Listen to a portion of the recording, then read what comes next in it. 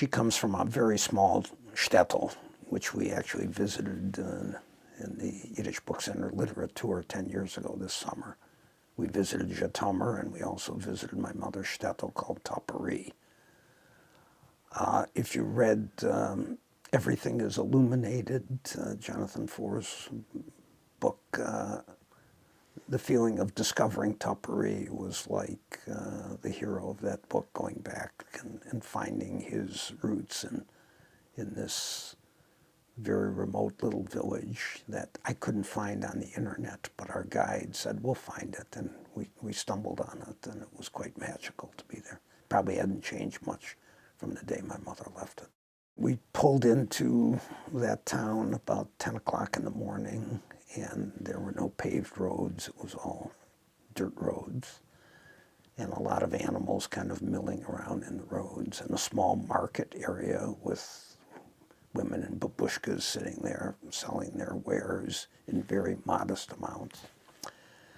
And the tour guide jumped out of the car and started engaging some woman in conversation, and she immediately jumped back in the car with us and took us to her home.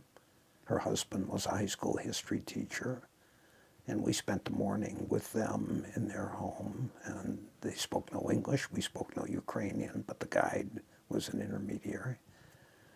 And it was quite revealing. In my mother's autobiography that she had handwritten over many years, she had vivid recollections of life in Topori, including going down into a root cellar behind the home where they lived. And sure enough, this home we went to had a root cellar, and the woman went down and brought up, a jar of pickles about this big and a jar of raspberry jam about that big.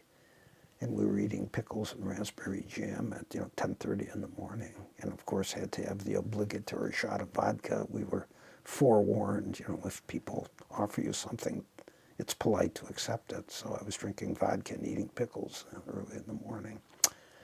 These people couldn't have been nicer to us. They took us to the high school, and my mother's recollection, vivid recollection, was that her father had worked in the local sugar refinery. Beet sugars, sugar beets was a big crop in that part of Ukraine. And he worked in a sugar refinery that was owned by a absentee landlord, a Jew, who I think lived in Kiev. And we were taken to the site where the sugar factory once stood. It was there no longer.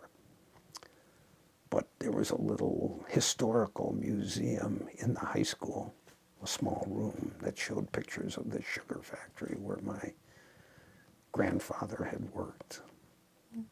He had gotten pneumonia, gotten ill working in the sugar factory, and died. The Jewish proprietor paid some money to my mother as workers' compensation. And not to my mother, to my grandmother. And she was persuaded to give that money to another member of the family to come to the United States in search of her husband who had fled.